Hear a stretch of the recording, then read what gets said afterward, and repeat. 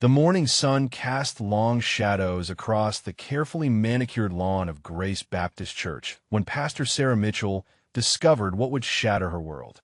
There, nestled between the rose bushes she had planted herself 3 springs ago, stood a pristine white statue of the Virgin Mary, her serene face gazing toward the church's front doors with an expression of infinite compassion.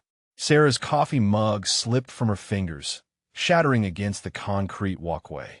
22 years of faithful Baptist ministry, of preaching salvation by faith alone, of warning her congregation against Catholic idolatry, and now this. Someone had planted this symbol of everything she opposed right in her sacred space. "Pastor Mitchell, you all right?" called Tom Henderson from across the parking lot, his weathered face creased with concern as he approached for their weekly grounds maintenance meeting. Sarah's jaw tightened as she stared at the statue. "Tom, did you see who put this here?" He followed her gaze and whistled low. "Well, I'll be. Wasn't there yesterday when I locked up." Tom scratched his gray head thoughtfully. "Pretty thing, though. Peaceful looking." "It's an abomination," Sarah said, her voice sharp with conviction that had been forged in the fires of childhood pain she rarely spoke about. Those years in Catholic school, the cold disapproval of Sister Margaret, the endless genuflecting before graven images while her spirit cried out for the simple truth of Scripture. If stories like this move you and you believe in moments where faith meets the unexplainable, make sure you subscribe, because what happens next will leave you speechless. The Herrera family had moved in next door just 2 months ago, their small children playing in the yard while Spanish prayers drifted through open windows. Sarah had tried to be neighborly, even as she worried about their influence on her community. Now she knew her concerns had been justified. Standing there in the Tennessee morning light, Sarah Michelle made a decision that would change everything. That evening, Sarah waited until darkness cloaked Millbrook in shadows before retrieving the shovel from her garage. Her husband David had gone to bed early, unaware of her intentions, and their daughter Emma was at youth group. Perfect timing for what needed to be done. The Virgin Mary statue seemed to glow in the moonlight as Sarah approached, its marble surface cool and smooth beneath her trembling fingers. For a moment, something stirred in her chest, an unexpected flutter of peace that she quickly crushed with memories of Sister Margaret's ruler striking her knuckles whenever she questioned Catholic doctrine. "False idol," she whispered, positioning the shovel near the base. The blade bit into the soft earth with a satisfying crunch. 15 minutes later, she had carved out a shallow grave behind the azalea bushes where no one would think to look. Sweat beaded on her forehead despite the cool October air as she wrestled the surprisingly heavy statue into its earthen tomb. The Virgin's serene expression never changed, even as dirt began to cover her flowing robes. "Forgive me, Lord, for allowing this blasphemy on holy ground," Sarah prayed, tamping down the final shovelful of soil. She scattered fallen leaves over the disturbed earth, erasing any trace of her midnight work. Walking back toward the church, Sarah felt righteous satisfaction settle in her chest. She had protected her congregation from Catholic corruption, just as she had sworn to do when she first took this pulpit. The Herrera family would have to find somewhere else to spread their devotion to Mary worship. But as she reached the front steps, a strange warmth emanated from the ground behind her, as if the earth itself was breathing. Sarah quickened her pace, refusing to look back at what she had done. The knock on Sarah's office door came 3 days later, gentle but persistent. Through the frosted glass, she could see the silhouettes of several people waiting in her church hallway.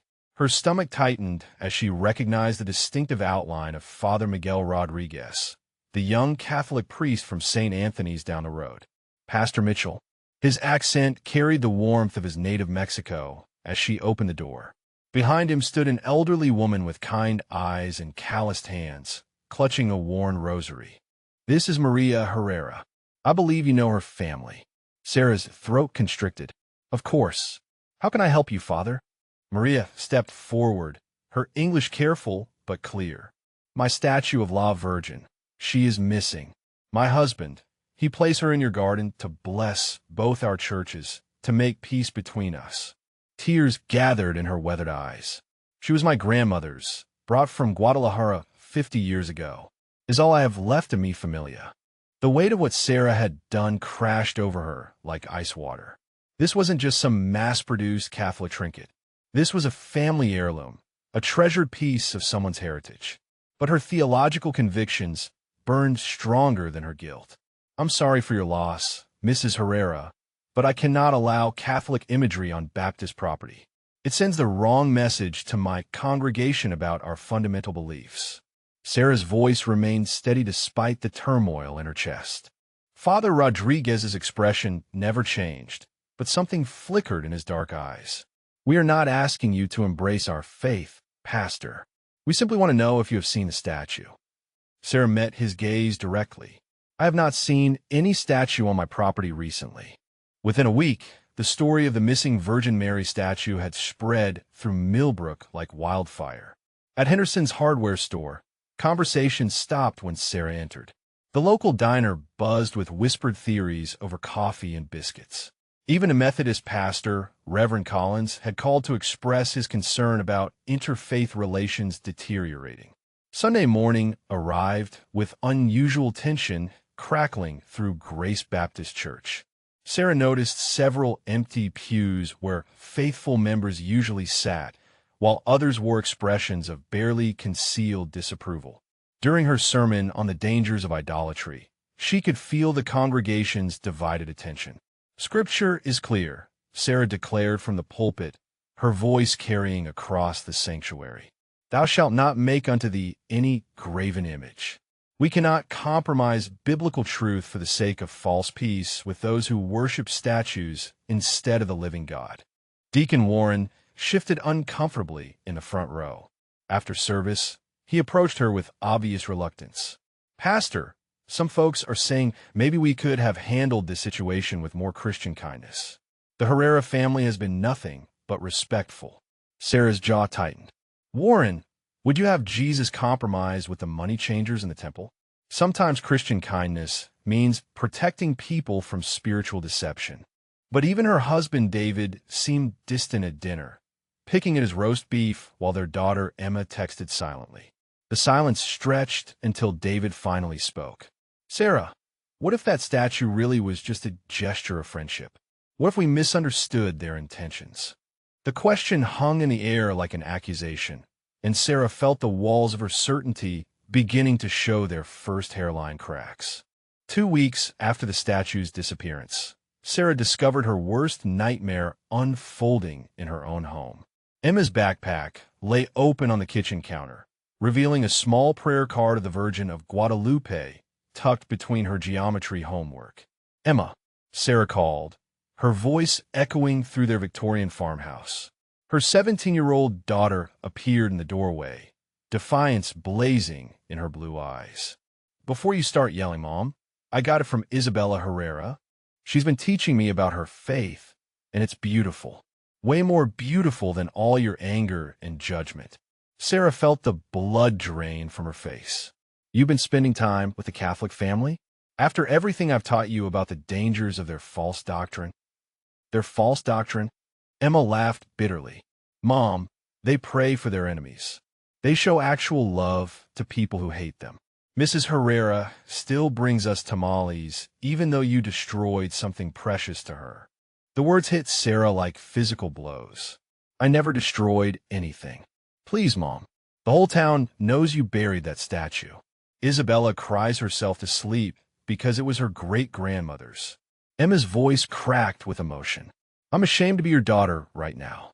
That night, Sarah lay awake listening to the autumn wind rattling their windows.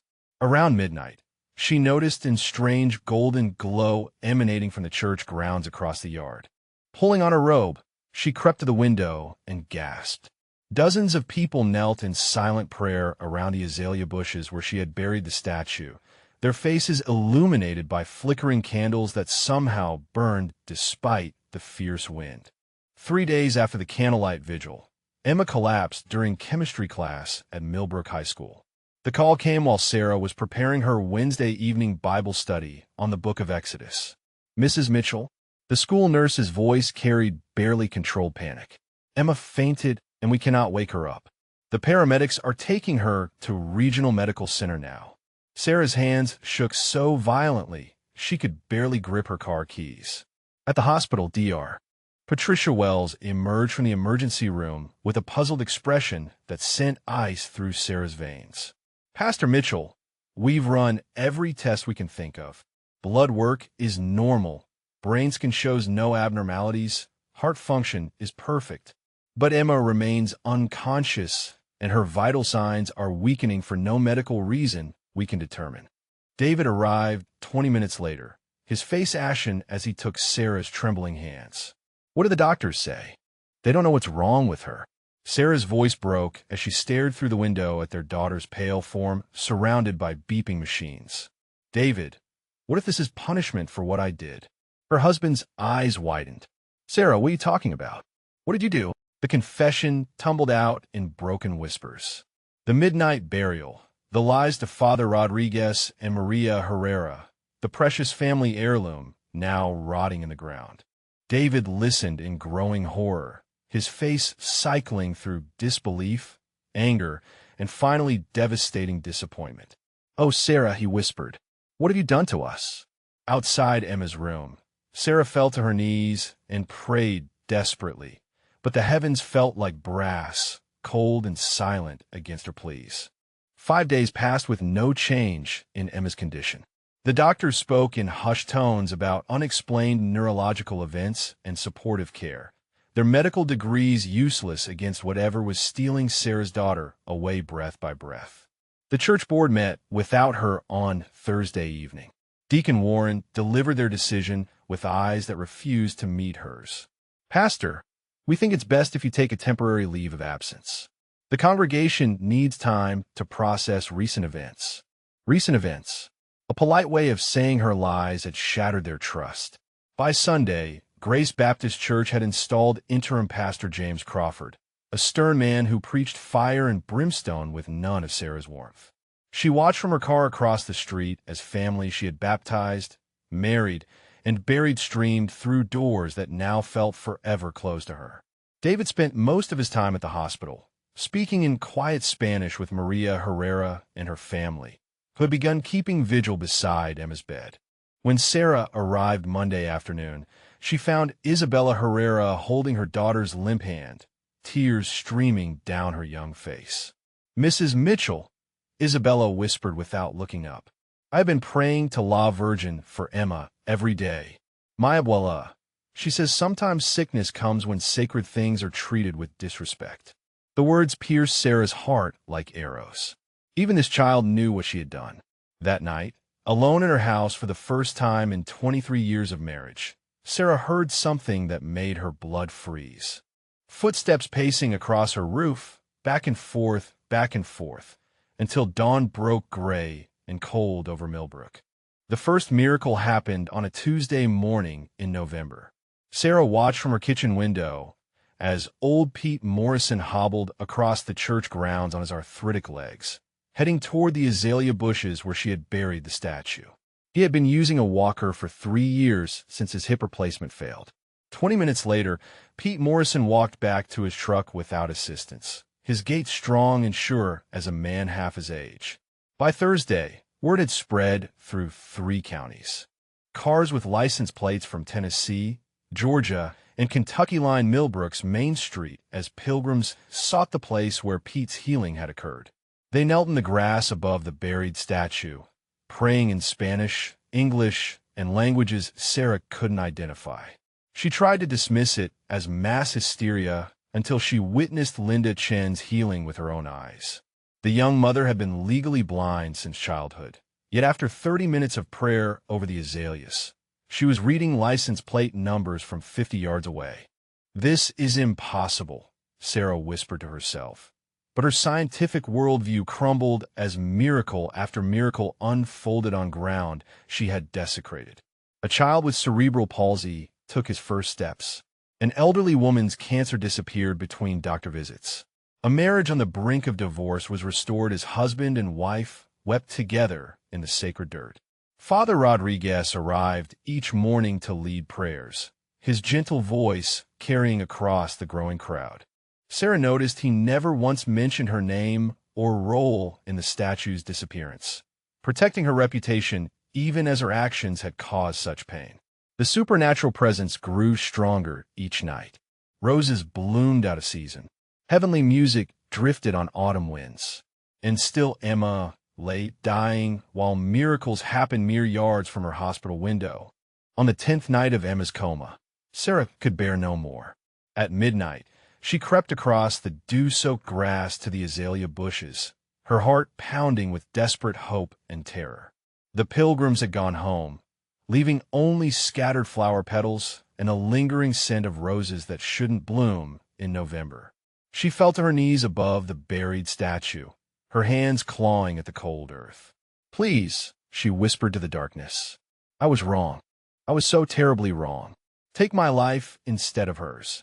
A gentle hand touched her shoulder. Sarah looked up through her tears to see Maria Herrera kneeling beside her, the elderly woman's face radiant with compassion instead of the anger Sarah deserved. "Mija," Maria said softly, using the Spanish endearment for daughter. "La Virgin, she does not want her life. She wants your heart." Behind Maria stood Isabella, David, and Father Rodriguez, their faces illuminated by a golden light that seemed to emanate from the very ground beneath them. Sarah realized they had been coming here every night, praying not for vengeance, but for her soul. "I buried her," Sarah confessed, her voice breaking. "I took your grandmother's statue and buried her like trash because of my pride and hatred. Emma is dying because of what I did." Maria's weathered hand cupped Sarah's tear-stained cheek. "Forgiveness, it is already given. But you must forgive yourself, and you must let La Virgin help your little girl." As the words left Maria's lips, the earth beneath them began to glow with warm, pulsing light. The statue was calling to be freed, and Sarah finally understood that some things were bigger than denominational differences. With trembling hands, Sarah began digging through the soft earth, her fingernails breaking against roots and rocks. David knelt beside her, then Father Rodriguez, then Isabella, all working together to unearth what should have never been buried. The golden light grew stronger with each shovelful of dirt they removed. When Sarah's fingers finally touched smooth marble, a jolt of pure love shot through her body like electricity. The Virgin Mary's face emerged from the earth completely unblemished, her serene expression unchanged despite weeks underground. Not a single scratch marred her surface, and impossibly, fresh roses had bloomed around her head like a natural crown. "She is perfect," Maria whispered in wonder, crossing herself as tears streamed down her weathered cheeks. Just like the day mi abuela brought her from Mexico. As they lifted the statue together, placing her gently on the grass, Sarah felt something shift in the spiritual atmosphere around them. The oppressive weight that had pressed on her soul for weeks suddenly lifted, replaced by a peace she had never experienced in all her years of ministry. David's phone rang, shattering the holy silence. Dr. Wells' voice crackled through the speaker with barely contained excitement. "Mr. Mitchell, you need to come to the hospital immediately." Emma just opened her eyes and asked for water. "Her vital signs are completely normal. We have no medical explanation, but your daughter is awake." Sarah collapsed beside the statue, her body shaking with relief and gratitude. Through her tears, she saw the Virgin's marble eyes seem to sparkle with maternal tenderness, as if saying, "Your little girl is safe now." The miracle they had prayed for had finally come, born from the union of broken pride and infinite mercy. Emma's recovery was instantaneous and complete, leaving the medical staff at Regional Medical Center baffled but grateful. Within hours, she was sitting up in bed, her color returned and her spirit bright.